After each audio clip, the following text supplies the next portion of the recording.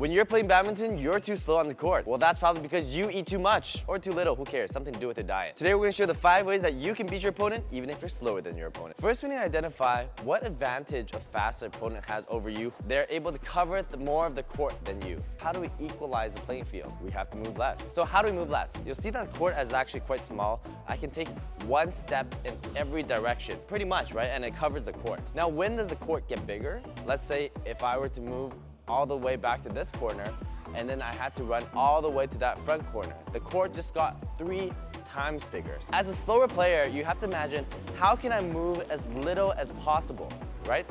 How can I be just taking one step in every direction? Well, what you're gonna do here is predict your opponent's shots.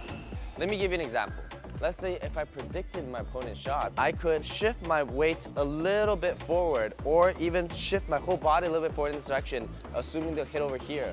And by the time they'll hit over here, all I have to do is reach out my arm. So what you're doing is minimizing your movement by being there ahead of time. The second thing we're gonna do is to control the rhythm of the gameplay. There's a few ways to do this. First of all, starting with our service, whether you're serving low or you're serving high. The thing about controlling rhythm is elongating the period of time that the bird is traveling so you have time to come back and get more ready.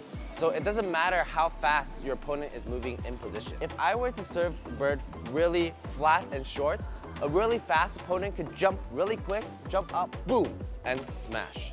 But if I were to serve as high as possible all the way to the back, it doesn't matter how fast my opponent is. You could go to the back really fast, and then he's over there waiting for the shuttle. So you just diluted his speed, making him wait, taking away his biggest strengths. So the third thing you need to be doing is shot quality and accuracy. If you have a really fast opponent, he's gonna be covering the court really quickly.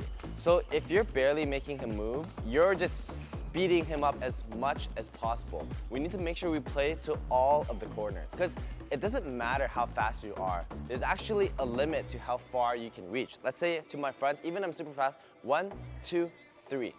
I'm not going to be touching the net, right? No matter how fast they move, they're never gonna be moving perfectly to every edge of the court.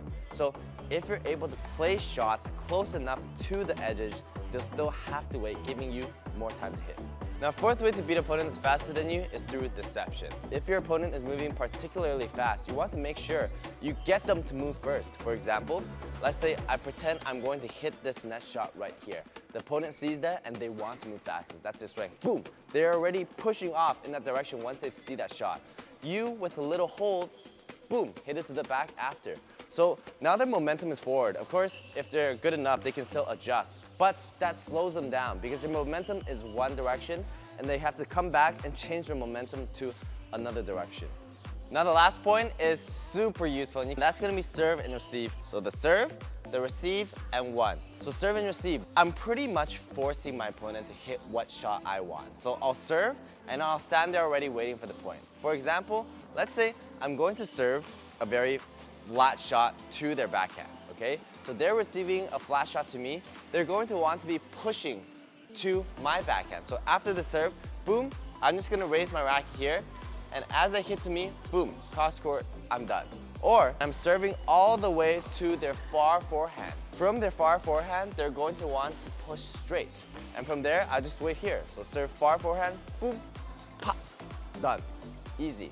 So remember, it's not about how much steak you eat or how much steak you're not eating. It's important that you watch this video because now you're better than your opponent. Unless your opponent also watched this video, then you gotta watch more videos. You can check some out here.